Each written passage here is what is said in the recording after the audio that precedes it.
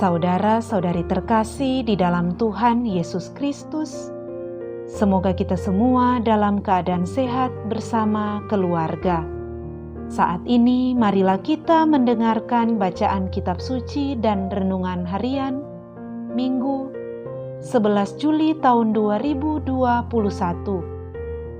Bacaan pertama. Bacaan dari nubuat Amos.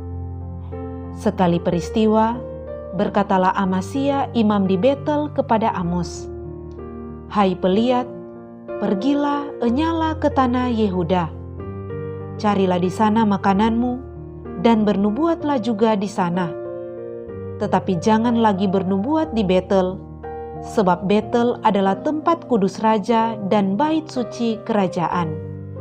Jawab Amos kepada Amasya, "Aku ini bukan nabi dan tidak termasuk golongan para nabi, melainkan hanya seorang peternak dan pemungut buah arah hutan.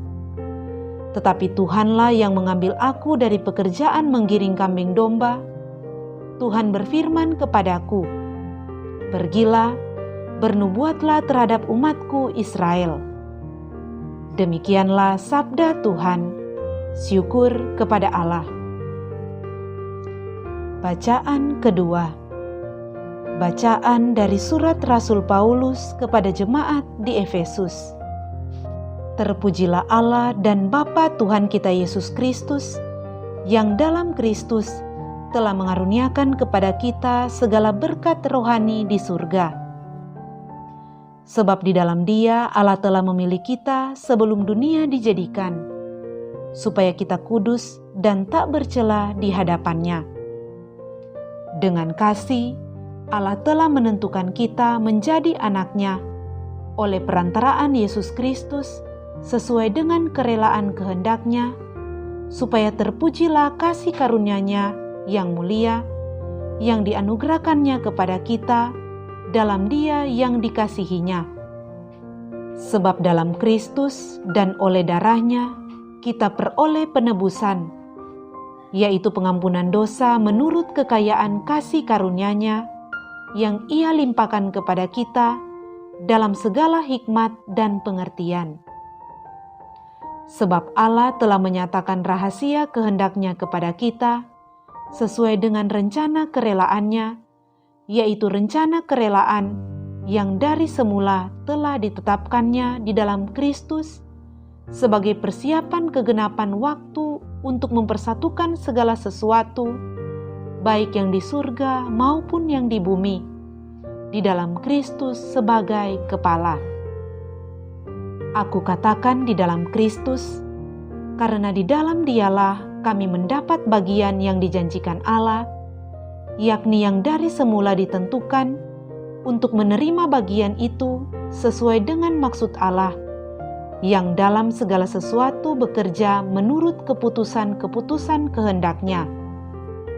Kami yang sebelumnya telah menaruh harapan pada Kristus, ditentukan menjadi puji-pujian kemuliaan-Nya. Di dalam Dia, kamu pun telah mendengar firman kebenaran, yaitu Injil keselamatan. Dan setelah percaya akan Injil itu, kamu pun dimeteraikan dengan Roh Kudus yang dijanjikannya itu. Dan Roh Kudus ini adalah jaminan bahwa kita akan memperoleh seluruh warisan, yaitu penebusan yang menjadikan kita milik Allah untuk memuji kemuliaan-Nya. Demikianlah sabda Tuhan. Syukur kepada Allah. Bacaan Injil. Inilah Injil Yesus Kristus menurut Markus. Dimuliakanlah Tuhan. Sekali peristiwa, Yesus memanggil ke-12 murid dan mengutus mereka berdua-dua. Ia memberi mereka kuasa atas roh-roh jahat dan berpesan kepada mereka supaya jangan membawa apa-apa dalam perjalanan. Dan berpesan kepada mereka supaya jangan membawa apa-apa dalam perjalanan kecuali tongkat. Roti pun tidak boleh dibawa. Demikian pula bekal dan uang dalam ikat pinggang. Mereka boleh memakai alas kaki, tetapi tidak boleh memakai dua baju. Kata Yesus selanjutnya kepada murid-murid itu, "Kalau di suatu tempat kamu sudah diterima dalam suatu rumah, tinggallah di situ sampai kamu berangkat dari tempat itu. Kalau ada suatu tempat yang tidak mau menerima kamu, dan kalau mereka tidak mau mendengarkan kamu, keluarlah dari situ dan kebaskanlah debu yang di kakimu sebagai peringatan bagi mereka." Lalu pergilah mereka memberitakan bahwa orang harus bertobat. Mereka mengusir banyak setan dan mengoles banyak orang sakit dengan minyak dan menyembuhkan mereka. Demikianlah Injil Tuhan. Terpujilah Kristus. Saudara-saudari terkasih di dalam Tuhan Yesus Kristus, renungan kita di saat ini diberi judul Misi Hidup Kudus. Saudara-saudari terkasih, dalam bacaan Injil hari ini, Tuhan Yesus memanggil ke-12 murid-Nya dan memberi mereka kuasa atas roh-roh jahat dan kuasa untuk menyembuhkan segala macam penyakit. Ia mengutus mereka untuk memberitakan kabar baik. Untuk alasan inilah mereka disebut rasul, karena yang dimaksud dengan rasul adalah yang diutus. Maka rasul adalah orang yang diutus Tuhan Yesus untuk suatu misi. Kata misi itu sendiri berarti perutusan. Maka para murid Yesus, yaitu para rasul, adalah orang-orang yang memiliki misi karena mereka diutus oleh Tuhan Yesus. Saudara-saudari terkasih, seperti para murid Tuhan Yesus, kita sebagai orang Kristiani juga harus siap dipanggil dan diutus Tuhan untuk menjadi rasul-Nya.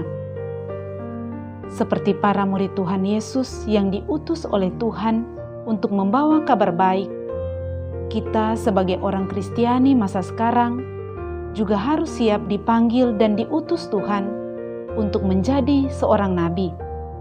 Menjadi nabi berarti menubuatkan firman Tuhan yang membuat dirinya dan orang lain menjadi lebih baik dan selamat. Inilah yang dialami oleh Nabi Amos pada bacaan yang pertama. Nabi Amos berkata, "Tuhan mengambil aku dari pekerjaan menggiring kambing domba, dan Tuhan berfirman kepadaku, pergilah, bernubuatlah terhadap umatku Israel." Saudara-saudari terkasih, firman Tuhan manakah yang perlu dinubuatkan saat ini? Menurut Rasul Paulus, yaitu bahwa di dalam Dia, Allah telah memilih kita sebelum dunia dijadikan, supaya kita kudus dan tak bercacat di hadapan-Nya. Menjaga dan memelihara agar diri sendiri dan orang lain tetap kudus adalah suatu perjuangan yang tidak mudah. Banyak godaan duniawi, terutama godaan indera yang membuat kita mudah jatuh ke dalam dosa dan kesalahan. Oleh karena itu, setiap orang Kristiani memiliki misi untuk hidup kudus, sehingga menjadi puji-pujian bagi kemuliaan Allah. Agar bisa menjadi hidup kudus, maka hidup kita hendaknya diisi oleh firman kebenaran, yaitu Injil keselamatan. Injil keselamatan adalah kasih Yesus Kristus yang harus selalu kita sadari dan renungkan. Tanpa merenungkan kasih Tuhan yang dalam Kristus telah mengaruniakan kepada kita segala berkat rohani di dalam surga, kita bisa salah melangkah, memilih, dan memutuskan hal yang dasar dalam hidup ini. Saudara-saudari terkasih, Tuhan Yesus tidak ingin kita menjalani misi hidup menuju kekudusan ini sendiri-sendiri. Sebab itu, dalam Injil hari ini, Tuhan Yesus mengutus para murid-Nya berdua-dua. Mereka diberinya kuasa Roh Kudus agar bisa menguasai nafsu tak teratur dan mengusir roh jahat. Roh Kudus inilah yang selalu menyadarkan kita bahwa kita ini adalah milik Allah untuk memuji kemuliaan-Nya. Dengan diutus berdua-dua, kita memiliki teman untuk saling mengingatkan, mendukung, dan menyemangati dalam misi. Mengingatkan saat kita disilaukan oleh materi duniawi yang serba gemerlap tapi menipu dan menjerumuskan. Mendukung sewaktu kita dihambat untuk mengatakan hal-hal yang benar dan baik. Menyemangati ketika kita ditolak oleh mereka yang lebih menyukai kegelapan dan kesesatan. Tuhan Yesus memberi instruksi agar kita jangan membawa apa-apa dalam perjalanan kecuali tongkat, supaya kita lebih mudah merasakan berkat rohani dan penyelenggaraan Tuhan dalam hidup kita. Karena itu, misi hidup kudus memerlukan kesadaran yang baik agar kita tidak mengilahikan diri sendiri atau menyembah materi duniawi.